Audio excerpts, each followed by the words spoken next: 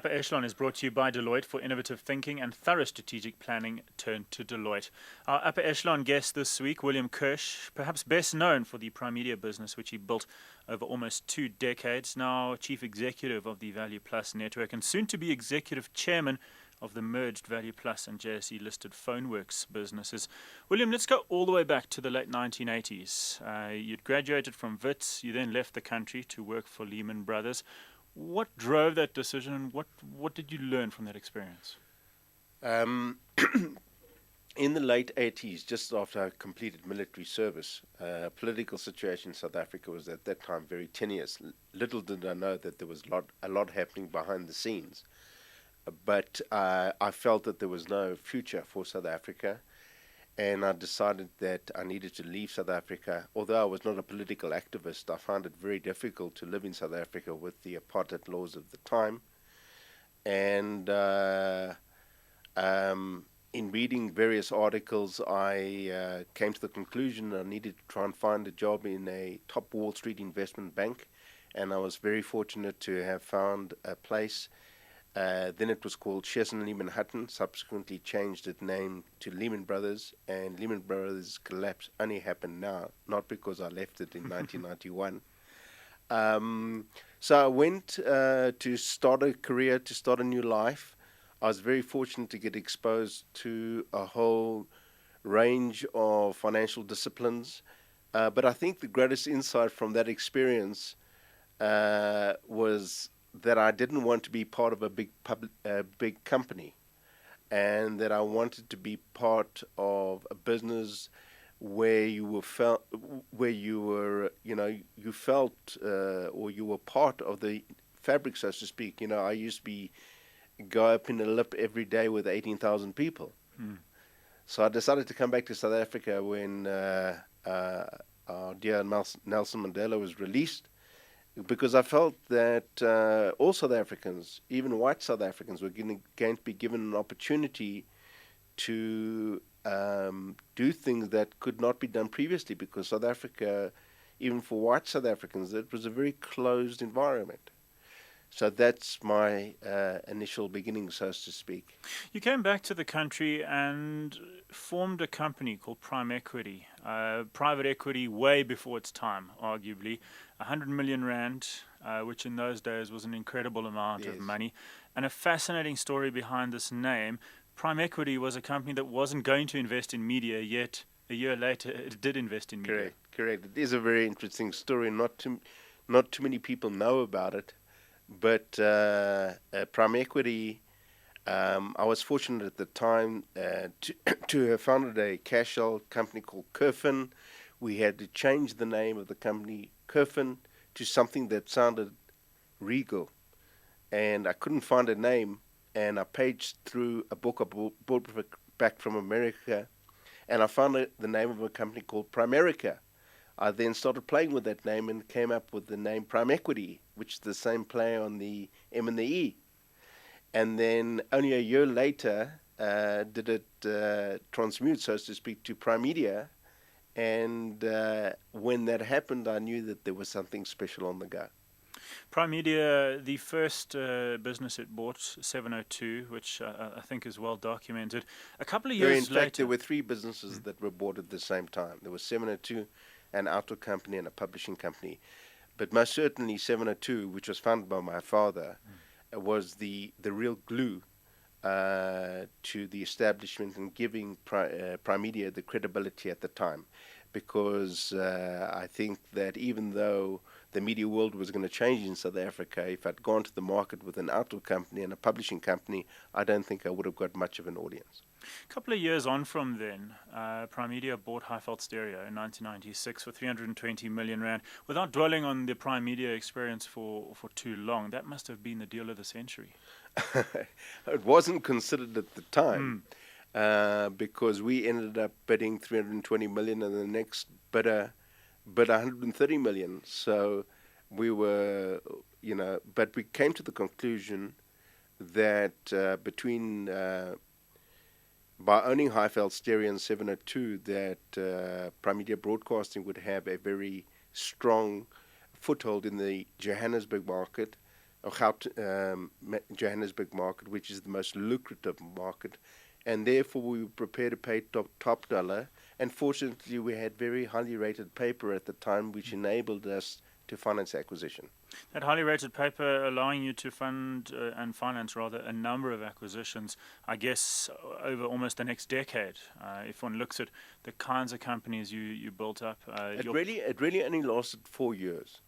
Our paper collapsed in 1998, but I was very fortunate that over the 4 years from 5 years from 1993 to 95, I was able to raise approximately 3 billion rand for various acquisitions.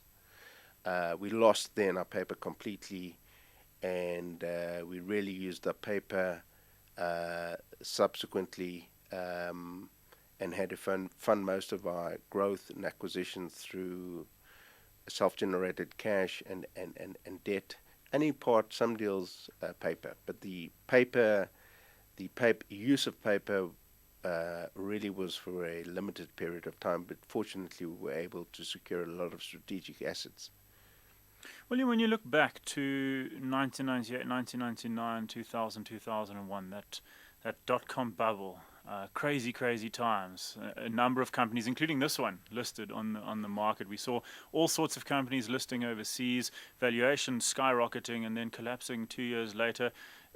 Was that a very difficult time to manage through, or was it exciting? Was it completely exciting to try new things, to be involved in a space that no one had figured out yet? Well, I had far bigger problems than the dot-com problem. One of the mistakes that I made was to invest heavily in cinema in Europe, which ultimately ended up nearly bankrupting Primedia.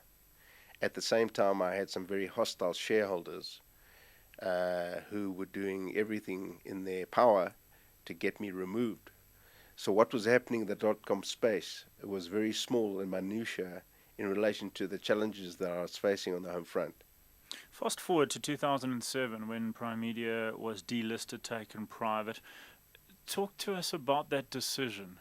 Is there a natural time in any company's life where a company does need to go private? No, not at all. The decision was driven by a number of factors. One, there was just the huge ability to raise so much capital on a very cost-effective basis or low basis, because everybody was looking to get returns. And I saw this movie, so to speak, just when I was at Lehman Brothers, when the junk bond market collapsed, or prior to the junk bond market collapsing, an inordinate amount of money wanting to get invested in leveraged deals. So realizing that this money wouldn't last forever, thinking that we could delist the company and then emerge 5 or 6 years later and make a ton of money. Well, that still could be the case, but myself and my father are no longer part of Primedia anymore. We are no longer investors in the company, are involved with the company. But that was one of the major decisions. Another major decision was to get management invested in the business. I was the only owner-manager from the beginning of the start of the company, and I was fortunate that I just got married. I had my first child, and I started to develop a new life. And I thought that it would be great for the managers of the company to be co-investors in the company, and not just myself being the only manager with his shoulder to the wall, so to speak. That was another driving force. And then another issue was that gave us the opportunity for MIC, who was our empowerment partner and is the empowerment partner of Primedia, to increase its stake in Primedia. So it was a range of commercial reasons, be able to take money out as well as to hopefully make money later, driven by the fact there was a lot of excess capital in the markets. Secondly, to bring managers on board, and thirdly, to strengthen empowerment. If you look back at those 15, 16 years, what is the single biggest thing you learned in that experience? Um, you know, I was fortunate in that I went through an explosive period when Primedia share price went from 185 to 49 rand. And when it was at 49 rand, I actually thought, I was top of the pops. But little did I know that I was actually, not top of the pops, because we were at our weakest, because operationally I hadn't structured the business correctly. And then our share price plunged from 49 rand to 2.70 rand over 3 years, which is quite a big drop. We dropped from an 8.5 billion rand market capitalization to 600 million, which certainly is quite a big number in my mind. And then fortunately was able, with a competent management team, to rebuild the company. But I think the greatest lesson is to realize, and if people ask me, what is the most important thing you've learned, what period was the most important period of your career? It was in those dark days, not when we were flying. Because when we were flying, it was so easy to be good, to look to be good, so to speak. But it was in the dark days, in the most adverse times, when we were nearly bankrupt, when there was tremendous hostility from shareholders, when I didn't know who around the boardroom table was on my side, who in my management team was on my side. Okay. And it was in that period of time that I did a lot of personal introspection about my own leadership. I realized that I was part of the problem and that I needed to change. Not only did I need to change, but I also needed to change my strategic thinking for the company so that the company could lift itself from its very kind of low state at the time to become a more successful company. So, it's so it was during that time that I did huge amounts of personal introspection about my leadership style, introspection about strategically how I need to move the company, and it was from that, so to speak, failure that I learned the most. And interestingly, I heard the other day, and it's a wonderful quote, and most people won't know who said this quote, but the quote goes like this: success is going from failure to failure without becoming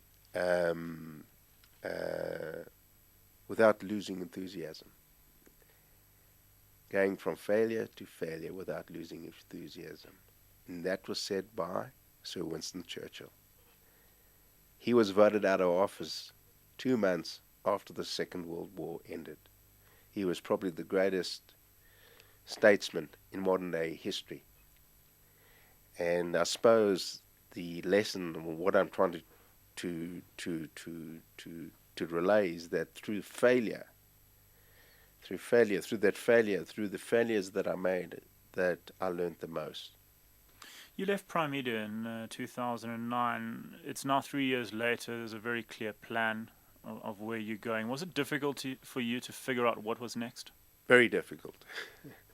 Very difficult. I left Primedia. I wasn't too sure what I was going to do. I initially thought that I would, in the business, when I said I wasn't sure what I was going to do in the business world, I initially thought that I was going to be a private equity player, try and develop some private equity interests, but it became very clear to me that was not William Kirsch. I realized that what I like to do is I like to build, develop, and create things that are new, that are innovative, and I also like to lead. And I realized that private equity is not the space. I then started a journey, and this journey in conceptualizing and crystallizing the Value Plus Network vision has taken almost 3 years of inordinate amount of research, both internet and non-internet based, interacting with many leaders from different facets of the various industries that the business model touches. And fortunately now, 3 years later, we have a clear strategic blueprint.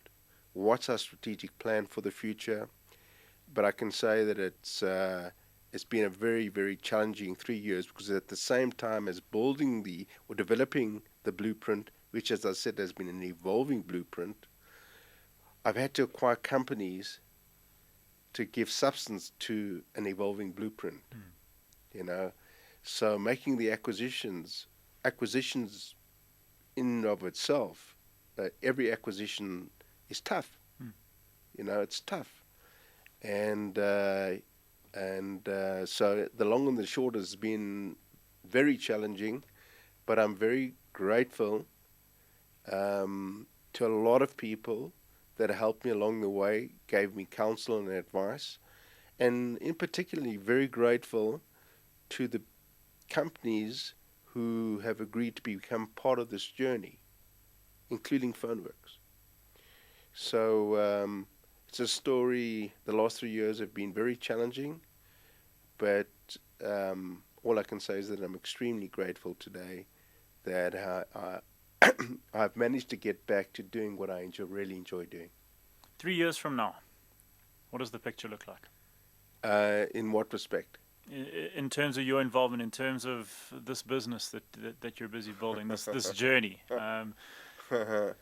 It's an impossible question to answer.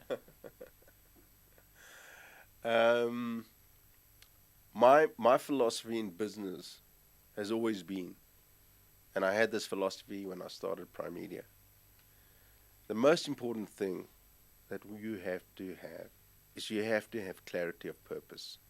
You have to know where you're going.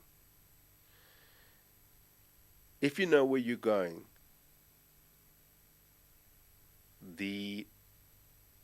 how much money one's going to make, how big a group, I can't tell you.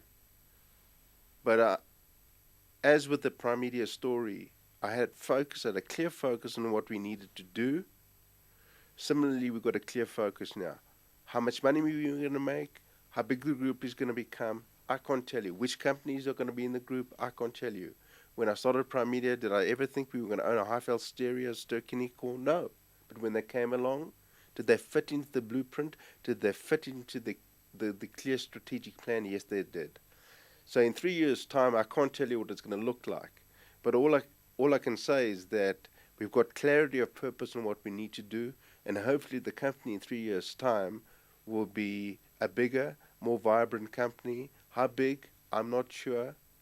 But as long as we have got clarity of purpose and are continually working on our strategy, because strategy can evolve, it can change. And this blueprint will evolve. The blueprints should not evolve. Blueprints should be clear. That's your long-term vision. What can evolve is the strategy, is how to get there. You might have to embark on different tactics, different approaches, whatever it is.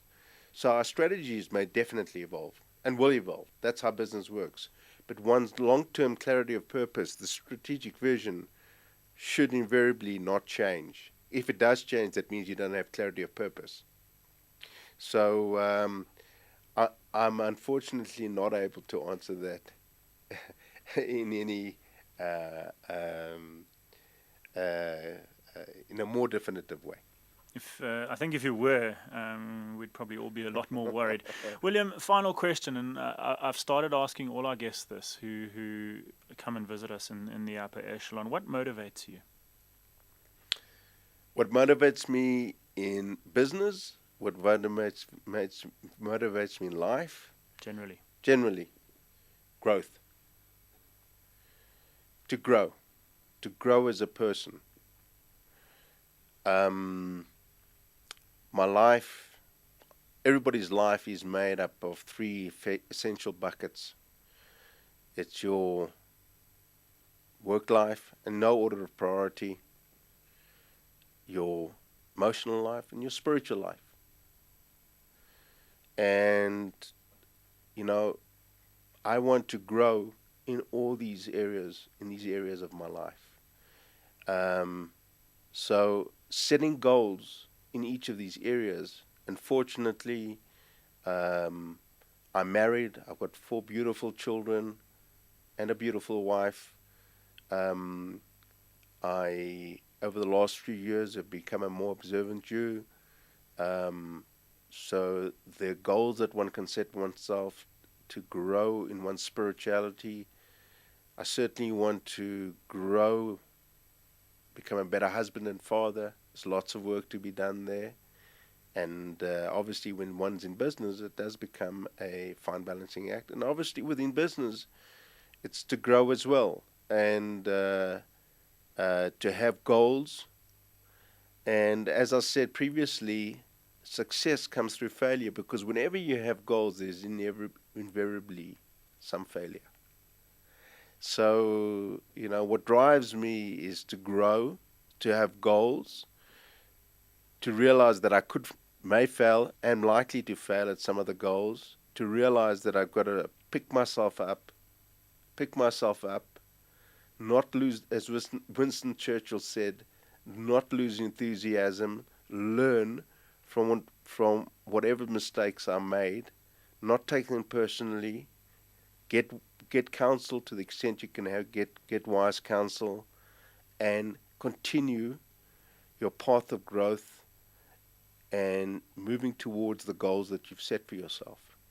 So that is one of the major, I'd say the major driver of me as a person. William, it's been an absolute pleasure. William Kirsch, Chief Executive of the Value Plus Network, soon to be Executive Chairman of the merged Value Plus and JSE listed Foneworx businesses. Thank you, Hilton.